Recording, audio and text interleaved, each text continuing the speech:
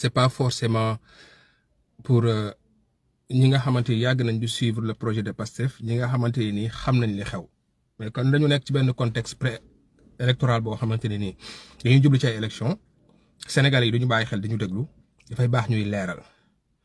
te dafa bëri ay Sénégalais yoo xam aussi jàpp naa ne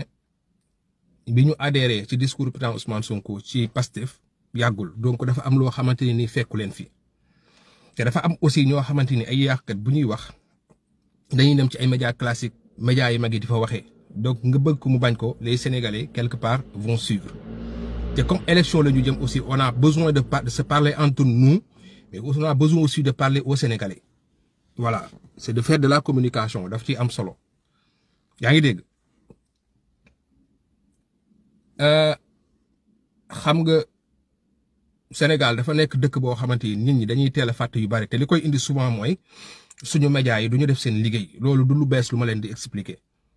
gars yi du ñu teg les véritables problématiques te du ñu poser les bonnes questions en fait gars yi dañuy politique di utiliser presse bi di politique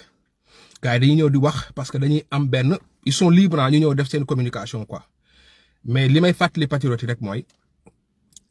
lii li tax ma ne dafa bokk ci focus mooy dafa bokk ci ñuy leeral. bir na ma ne li may wax ni y a beaucoup de patriotes yoo xam ñoo ma ko gën a comprendre y a beaucoup de sénégalais yoo xamante ne nii comme man suma yaay wala keneen ak keneen ay pa ay mère ay xale anyway ñu bëri ñoo xam peut-être y a des situations am fekku leen fii wala y a des enjeux yoo xam comprendre ñu ko yaa ngi dégg mais rassurez-vous man je reste focus sur benn objectif mooy Ousmane Sonko mooy nekk suñu candidat je reste focus sur le fait que tey yoon jox nañu ñaari dëgg te l'administration centrale a l'obligation de l'appliquer Macky Sall a l'obligation de l'appliquer muy ci nii wala ci ne leen nous allons l'obliger à l'appliquer en fait je reste convaincu que ci terrain politique la ñu nekk on est en train de faire de la politique et on le fait extraordinairement bien te ñu ngi suñu yoon je reste convaincu que tey li nga xam moo war a nekk suñu ité mooy le 30 loolu la parti bi déclaré loolu moo war a nekk suñu ité yaa ngi dégg je reste convaincu que tey si li ñu war a focus mooy Ayib Daffé procédure yi mu nekk lépp loo xam laaj na ñu communiquer ci focus teg fa curseur bi ñu teg ko fa mais je reste convaincu que aussi on peut pas être en décalage avec ce qui se passe l'actualité politique bi nga xamante ni médias classiques yi ñu ngi koy mettre sur la table Sénégalais yi di ko consommer bu dul dara sax dañu war a leeral prétexte boobu laay utiliser comme ni ma ko defoon ci Badara Gadiaga defal ko vidéo def ko ci keneen tey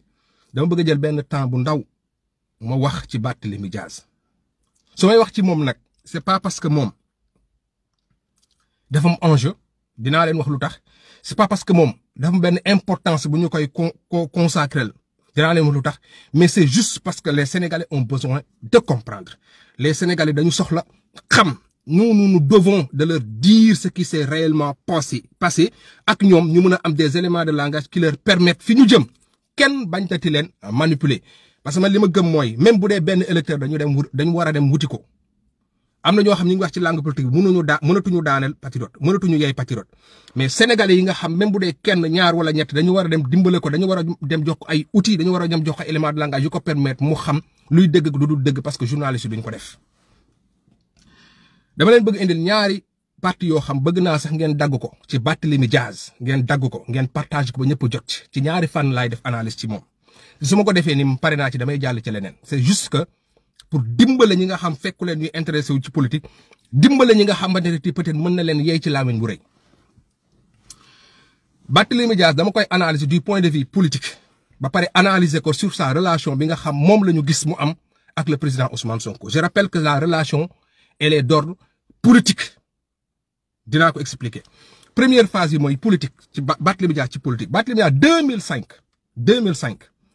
la ñëw adhéré au parti socialiste fekk ñu perte nguur gi mu nekk dans l'opposition di opposé wu à Abdoulaye Wade ku xam Abdoulaye Wade xam na ne loo ko bañ jëfinu Macky Sall won nañu que ne Abdoulaye Wade mi ngi doon suuxat démocratie au Sénégal ak loo ko mënti ŋàññ ci yenn fànn yi. Barthélémy Dias poste bi mu njëkk am ci politique bu weesoo poste yi mi am en interne biir parti socialiste mu nekkoon parti bu tas bu jaxasoo dara dëgëru fa mu ñëw profité dugg am ci taxawaay ñu mën ko nangul. Barthélémy Dias dañu dem 2009 laay commencé mu am li ñuy wooye une dynamique politique Sénégal dynamique politique lay demee Abdoulaye Wade benn dynamique politique moo ko jëlee woon en 2000 en France indi ko ci dynamique politique boobu la surfé ba nekk président. En 2019 ku nekk xam na ne au Sénégal y avait une dynamique politique boo xamante ki ko porté woon moom mooy Benno Siggil Sénégal. En 2009 la ñu dem élection dynamique politique boobu noonu moom moo porté les Khalifa Sall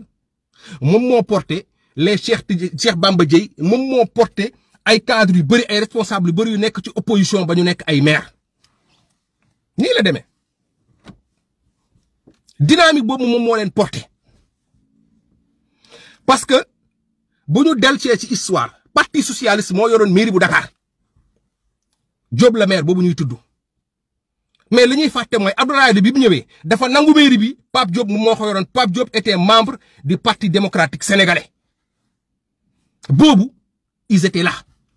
En 2009 la ko Khalifa Sall jël ñu surfé ci dynamique Benno Siggil Sénégal boobu ñuy wax. En 2014 Khalifa liggéey na liggéeyul Dakar waay def nañ appréciation fal Khalifa Sall pas Barth fal Khalifa Sall ci dynamique boobu la Soham Wardini bàyyi mairie bu Mermoz Sacré-Cœur dem rejoindre Khalifa Sall mairie bu Dakar loolu moom moo tax Barthélémy Dias dégg monsieur le maire du méritam c'était une dynamique il était membre dans cette dynamique là mais c'était une dynamique mais une dynamique boo xam elle n'a jamais été portée par Barthélémy Dias dafa am solo li ma wax nii il y a aucune dynamique au Sénégal politique qui a été portée par Barthélémy Dias. C'est des dynamiques qui ont été portées par des leaders. Barthélémy Dias a toujours été au maximum de ses performances en second. loolu moom mooy la réalité. mairie bu maire bu Sacré-Cœur bi ngeen di dégg ñu naan Barthélémy Dias moom moo nekk maire ba faluñu ko Soham Wardini lañ fa faloon Soham Wardini jóge fa di dem mairie bu Dakar ñu jox ko Barth mu toog fa. donc ba tey gis ngeen dynamique politique moom moo ko fay yóbbu. Barthélémy Dias déggaat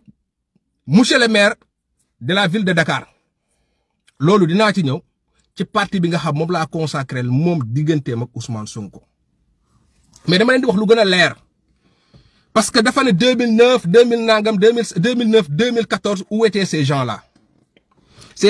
boobu intégré wuñ politique nekkatuñ woon ci politique en ce qui concerne le président Ousmane Sonko je rappelle que en 2005 bi Barthélémy Dias dugg PS le président Ousmane Sonko était en train de créer avec les Mame Boye Diao les Bassirou Diomaye le syndicat des impôts et domaines di xeex ak Abdoulaye Wade pour teg ko il était syndicaliste indi ci xeexu syndical loo xamante ni mosul am dans l'histoire du Sénégal loo xam moom moo ko jëmal samp ko boobu loolu la doon def nee na diggante 2009 boobu noonu ba 2012 où étaient ces gens là Ousmane Sonko moom moo yore syndicat bi de 2005 à 2012 loolu moom moo doon liggéeyam yaa ngi dégg mais dafa am élection yu fi jaar en 2016 référendum Barthélémy Dias a perdu dans son bureau de vote mais dafa am beneen bu gën a yéeme en 2019 Barthélémy Dias ñëpp dañu doon xaar xëy na mu jàppale Ousmane Sonko mu dem jàppale Idrissa Seck puisque c'est un second naturellement quelqu'un qui a toujours été un second toujours à l'aise ci position wu second moom mu dem jàppale Idrissa Seck mais li ñu ñi di fàtte mooy moom mi ngi wax Dakar di fëgg Dakar di bàkkoo Dakar Ousmane Sonko biir centre de vote Barthélémy Dias en 2019 élection 2019 avec la coalition Sonko président Barthélémy Dias Ousmane Sonko da ko fekk biir bureau de vote am ak coalition am tasaare ko foofu fekk ko biir centre de vote bi tasaare ko centre de vote bi mi ngi tudd Massayar Niane yaa ngi dégg biir bureau de vote Barthélémy Dias coalition Idrissa Seck bi nga xamante ne nii moom la Barthélémy Dias porté woon Ousmane Sonko daf leen fa duma ñu ngi fa am 101 voix la coalition 5 présidents mi ngi fa ñëw am fa 106 wala 104 voix su ma juumul 106 voix la fa am donc dans son propre bureau de vote en 2019 Ousmane Sonko daf leen fa laminé en 2019 en 2016 il avait perdu son bureau de vote loolu moom mooy les dynamiques politiques loolu moom moo koy expliquer dynamique politique boobu moo indi bi ñu génnee ci mbir moomu noonu Barthélémy Dias ce qu'il a fait li Sénégalais yi njëkk a xam ci Barthélémy Dias bu ànd ak Ousmane Sonko mooy benn vendredi bu ñu ànd dem Sandaga ñu gazé leen. C'était la première fois patriote yi di xas Ousmane Sonko wala di del ci kawam ne ko tu prends des risques yow projet nga porté Mass Massaër Niane la tudd centre bi. C'était la première fois bu ngeen fàttalikoo dem leen ngeen xool archive benn ajjuma Ousmane Sonko ak Barthélémy Dias ànd di doxantu ci mbeddu Sandaga yi ñu leen di gazé foofu la mbiru doomu ndey bi commencé pour que Sénégalais yi comprendre parce que waa ji c'est pas pour rien muy bañ a tudd Ousmane Sonko naan doomu ndey c'est pour mettre dans la tête des Sénégalais que man Ousmane Sonko sama doomu ndey la maanaam Ousmane Sonko ci langue politique man ak moom la. Ousmane Sonko relation bu mu mës a am ak homme politique daf si mës a constant juutoowul jóge ko tàmbaleewul ci Barthélémy Dias tout le monde se rappelle de la relation bi Ousmane Sonko am ak Boubacar Camara ba jot na bi muy tas relation bi mu amoon ba jot na bi muy tas communiqué yi nga xamante Ousmane Sonko génne na ko pour leeral digganteem ak Boubacar Camara. foofu la ñu njëkk a gisee Barthélémy Dias mu ànd ak Ousmane Sonko benn àjjuma ñu gazé leen ci la ñu commencé gis aussi Barthélémy Dias mu intégrer l'aspect activisme dans son combat loolu la gars yi di woowee tey Sonko Sonkolu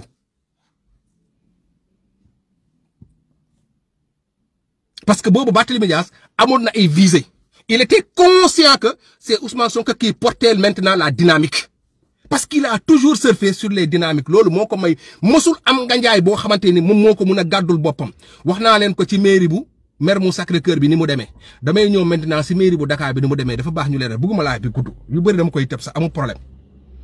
mais juste pour vous expliquer que gars yi dañuy wax ju bari di wax ju rëy nan la maa def lii maa def lële defuñu dara tey la seule vidéo bu Barthélémy Dias bi ñuy wane muy gatsa mooy mu téye pistolet di tirer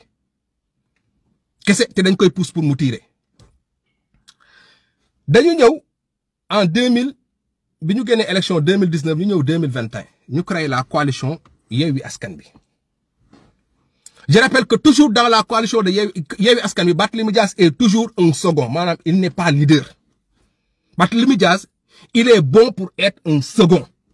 Barthélémy Dias du leader Ousmane Sonko bu ko waxee nii boo ko xoolee ba ci biir c'est-à-dire du leader il n'a pas la carrure il n'a pas le charisme il n'a pas la maturité qu'il faut pour être un leader en fait Barthélémy Dias a toujours besoin d'un cadre boo xam daf ciy nekk parce que du ku ñu mën a dénk dara c'est pas un responsable yaa ngi dégg ñu créé la coalition Yewwi Askan Wi ñu ne dañuy dem élection locale bi ñu demee élection locale li ñi di fàtte te moom du ko wax ci émission mooy dans la charte de Yewwi Askan Wi avant ñoo ñëw ci ni ñu koy waxatee sax dans la charte de Yewwi Askan Wi dañu ne woon que ne tous les maires yi nga xamante ne nii ils sont déjà maires loolu moo nekkoon ci charte bi. bu ñu ñëwee ñoom la ñuy maintenir te ñu bokk ci coalition Yewwi Askan Wi ñoom la ñuy maintenir c'est ce qui a été mis ci charte Yewwi Askan Wi mais il y a eu quelques dérogations ci biir dérogation yi noonu Barthélémy Dias kaam daf cee bokk te foofu noonu moom buy wax politique foofu la Ousmane Sonko politique Barthélémy Dias Khalifa Sall mii muy toog di bàkk doole ji muy woowee Dakar ak leadership bi muy woote Khalifa Sall dafa décidé woon que ne Soham Wardini loolu ñëpp xam nañ ko moom mooy nekk candidat am lii sénégalais yi ñoom ñoo ko moom ñu xam ko Soham Wardini moom moo waroon nekk candidat Khalifa Sall maanaam Khalifa Sall mii di leader Barth ne moom mooy candidat am pour la présidentielle bi ñu ñëwee ci élection locale yi ñu weesu Khalifa Sall dafa décidé woon ne moom du tànn Barth Soham Wardini lay tànn te boobu Soham Wardini mi ngi ci wetu Macky Sall Ousmane Sonko li mu gëm mooy nit da ngay opposé wu wala nga nekk dans le pouvoir parce que loolu la yàgg di xeex ça a toujours été sa posture en fait ku ne xam na ne Barthélémy Dias Ousmane Sonko pare woon na pour génn Yewwi Askan Wi ndax pour Barthélémy Dias nekk candidat parce que dafa jàppoon ne Barth était le bon candidat daf ko jàpp ci li ko Barth woon mais surtout ci contexte politique bi fi ñu tolloon moom li mu jàpp ne fii nii la ñu war a nekk. Barthélémy Dias ku ne xam na ne Pastef ak moom pare woon nañ dugal caution defar benn liste parallèle pour mu nekk pour ñu porter sa candidature. Donc pour vous dire que moom même bi ko taxawu bañee porter dafa làkkatu ci gannaaw Ousmane Sonko pour mu porter ko day ñëwaat ci li ma leen wax il est bon pour être un second. Barth mosul porter dara lu mu téyel boppam def ko moo tax il ne sera jamais un leader. Jamais il ne sera un leader. Barthélémy Dias looloo ko def maire de Dakar. li tax ma indil leen sànq les élections de 2019 c'est pour vous dire que cette dynamique politique bi ñu yegsee ba 2021 Ousmane Sonko moom moo ko porté woon li koy wane mooy même bu ñu gagné 2009 gagné 2014 bi ñu yegsee ba 2019 non seulement Benno Bokk Yaakaar dafa gagné mais Ousmane Sonko moo ñëw jël deuxième dans son propre bureau de vote et dans son propre centre de vote. Donc dynamique bi nekkatuloon ci Idi nekkatuloon ci Khalifa dynamique bi ci Ousmane Sonko la nekkoon mu dem topp dynamique boobu tafu ci Ousmane Sonko nekk le second de Ousmane Sonko. dem leen ci vidéo yi moo taxoon mu doon wax gars yi seen baay ñëw na loolu mooy histoire. Barth c'est quelqu'un bu ñuy jël di ko wamat. Il peut avoir la grande gueule mais il n'a jamais dirigé quelque chose. Il n'a jamais porté quelque chose. bi mu comprendre que ne dynamique bu tuxu na nekk ci Ousmane Sonko ci la dunguru Ousmane Sonko nangoo nekk ci wetam. Ousmane Sonko bon leader mu dund ak moom ni mu ko dee ba pare jox ko nag cër gu mat sëkk ba ñun patriote ñu jox ko cër gu mat sëkk. Barth man bir na ma ne dans sa vie politique moment yi mu gën a épanoui dans sa vie politique mooy diggante 2021 boobu noonu ba 2023. ñu jël ko jox ko mairie bu Dakar dil na dilul c'est pas important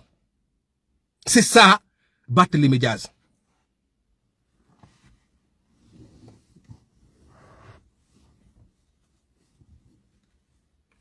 Barthélémy Dias dugg na ci wax na ak nit bi muy def maison par maison daful Dakar waaye xam nañ Barthélémy Dias toog nag nit que ne man maison par maison yi ma def nii je suis conscient wax na ko xaritam bu mu xam ne ko Ousmane Sonko ko mu téyewul sa tànk fii ci Dakaru téyewul sa tànk fii Dakaru doo gagné léegi moom nee na